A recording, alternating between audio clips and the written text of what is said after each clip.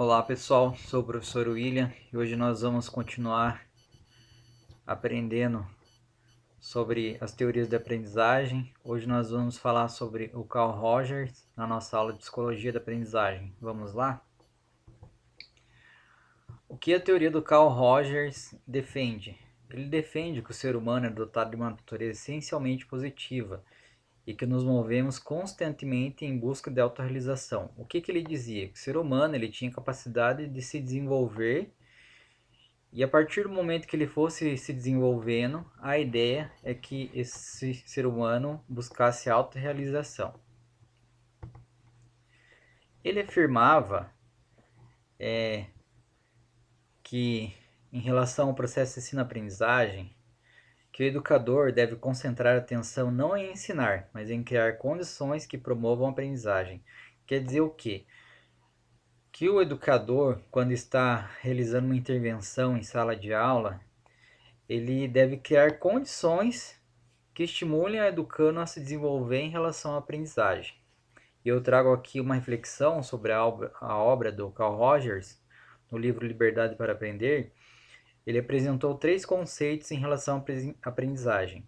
O primeiro é empatia, o segundo, aceitar incondicionalmente o aluno, e o terceiro é ser autêntico. Agora nós vamos trabalhar um pouquinho esses conceitos, tá ok?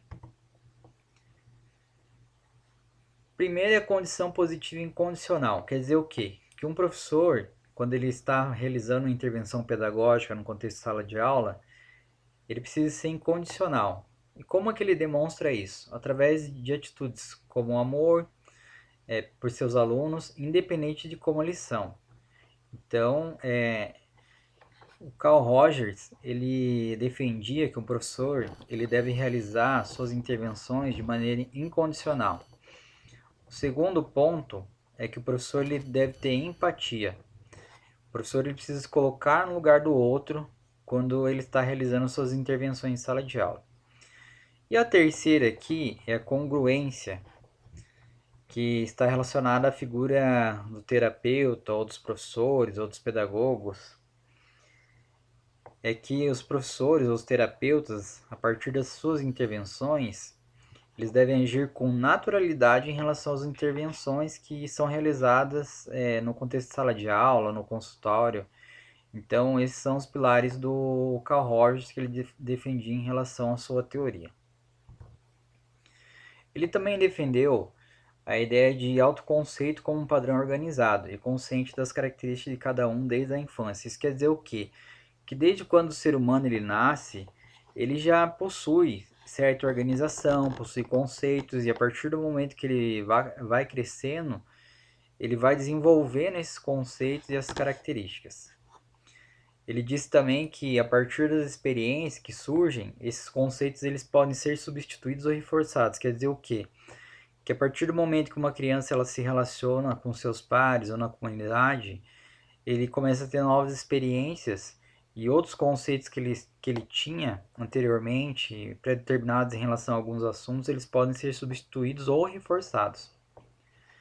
E ele defende também que o indivíduo ele tinha uma capacidade de modificar de maneira conscientemente ou racionalmente seus pensamentos, a partir de seus comportamentos, que forneciam uma base para a formação da sua personalidade. Para Rogers, indivíduos bem ajustados psicologicamente, ele possui autoconceitos da realidade.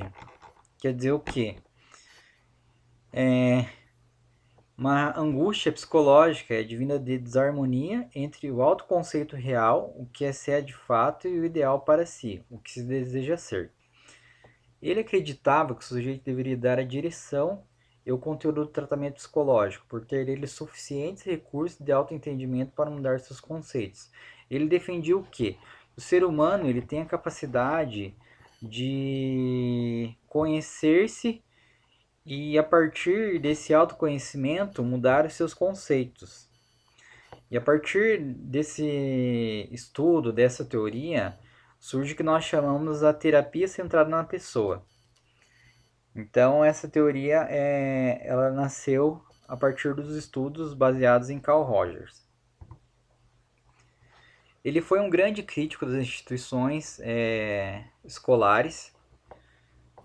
Ele dizia que elas formavam o comportamento do indivíduo de maneira condicionada, não de uma maneira genuína. O ensino ele é muito mecânico. O Carl Rogers ele afirmava que a escola formava o indivíduo e contribuía para educando de maneira mecânica. Não trabalhava a questão do conhecimento natural, da questão do conhecimento genuíno. O que aconteceu? A partir dos estudos dele, ele acabou influenciando o processo de terapia, os métodos de ensino. Até hoje as empresas acabam usando o seu estudo. Ele tem muita influência na educação, então ele é um autor que influencia até hoje a educação de maneira mundial. Aqui eu trouxe um momento de reflexão. Algumas pessoas criticam essa abordagem centrada na pessoa, principalmente pessoas que possuem distúrbios graves, porque essas pessoas elas não teriam capacidade emocional para se autoconhecer e modificar seus conceitos.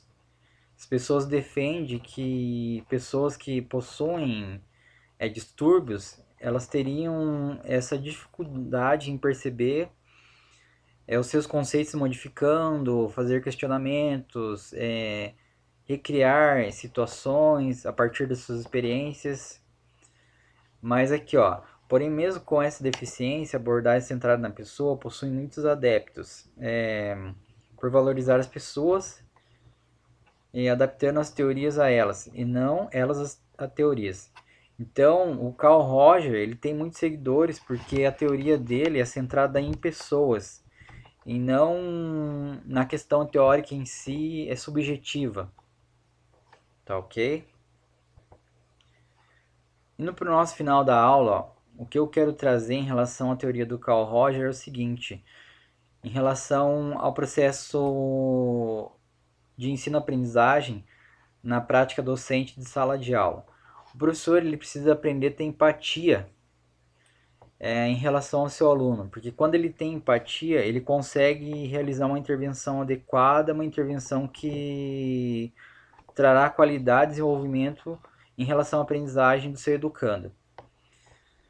Os sistemas educacionais eles precisam ser repensados, porque se os sistemas educacionais não forem repensados, a nossa prática ela não será uma prática transformadora, uma prática que traga um conhecimento transformador e contribua para o desenvolvimento do nosso educando.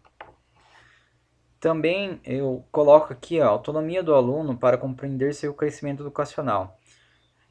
O que eu trago aqui? Que a escola ela precisa criar condições para que o educando ele perceba sua evolução educacional no contexto de sala de aula. Porque se isso não acontece, o ensino ele fica muito mecânico. E aqui eu trago uma reflexão para a equipe, pedagogo, professores. As nossas intervenções, elas devem contribuir para o desenvolvimento desse aluno. As intervenções nossas precisam ter o foco no desenvolvimento do aluno.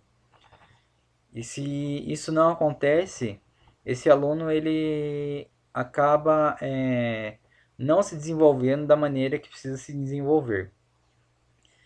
E para fechar aqui a nossa aula de hoje, nós precisamos ter uma autocrítica em relação à sociedade sobre preconceitos. Quer dizer o quê?